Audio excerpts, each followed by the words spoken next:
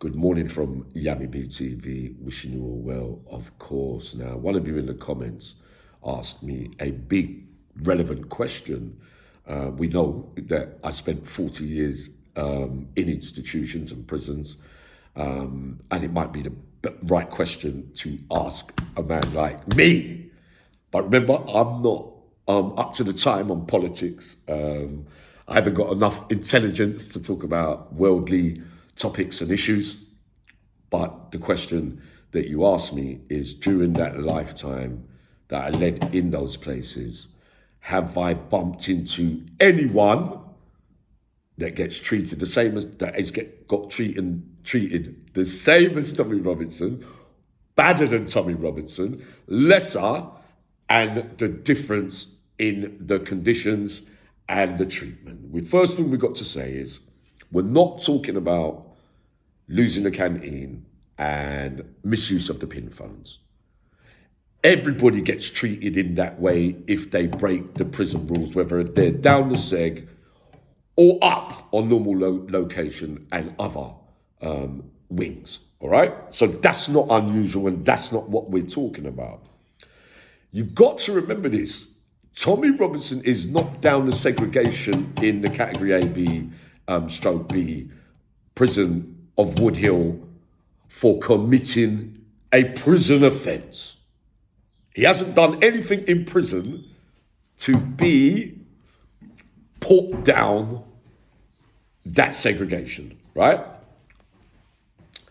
One of those, someone I read this morning, right, someone sent me it, said that sometimes it's not the offence that you have committed that lets you, is the reason for you being in those conditions. It's all the other stuff that goes with it. But hold on 1 minute, he didn't get sentenced for that. So the question you're asking me about some of the men and people that I met along these years that would be regarded as political and serious crimes and offences, did they get treated differently? Well, in Long Lartin, category A, right, they got one wing that houses terrorists, alleged terrorists that may be wanted in their own countries, that are waiting for trials in America and waiting to get extradited, or some even held without charge because of, some background stuff and being wanted though in other countries, but not necessarily crimes in Britain. But they're on one wing altogether in Long Lartin, but they still get to mix with general population at some stages, and they still get what they're entitled to, TV, canteen, all that kind of stuff. But they're up. They're not in segregation, a lot of them, right?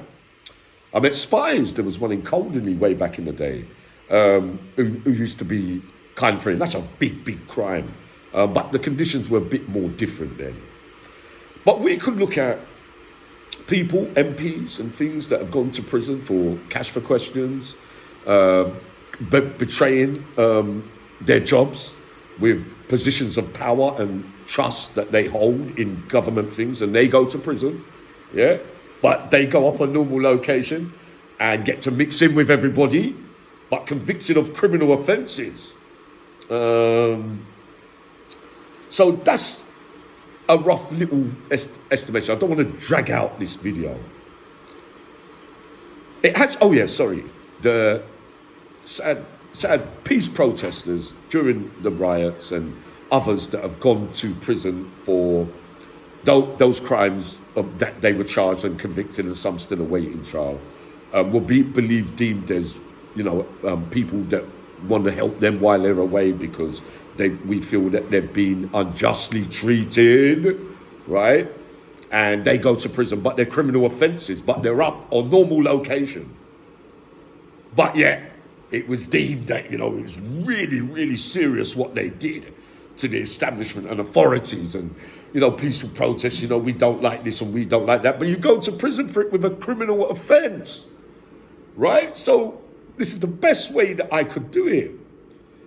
Their treatment of all those people that I'm just telling you that I met along those years in positions of, they say as well that even when you get convicted and sentenced for terrorist offences, you're not really looked at as a political prisoner because you've committed a serious offence. I don't know how that works, but don't quote me on that. But I saw it this morning, right?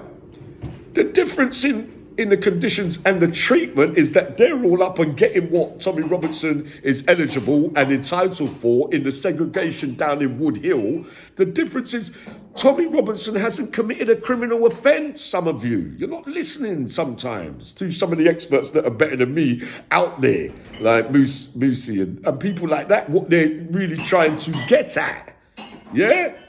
It's what he's in for. It's a civil offence. And he's getting treated in conditions like Charlie Bronson would live in. He's not fighting, he's not doing anything different. But what is the risk then of, with all like the terrorists and other people that are at risk from general population, because most prisoners don't like criminals of that kind. Yeah? What would be the difference with Tommy Robinson then? Because he hasn't been convicted of any massive criminal offences. You can't say that we'll stick him down there and leave him down there because of all the other stuff in the background and all that, because then it has to be political, you empty heads.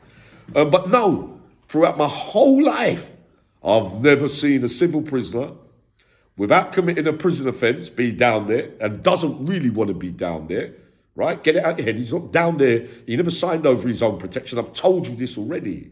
It's what they did coming from the court, right? The establishment. They've done that. So in fact, being a civil prisoner without committing a criminal offence, he is bigger than all those that I've just spoken about there. But how? That's the best I can do on that one. I'm sure the majority of you understand what I mean.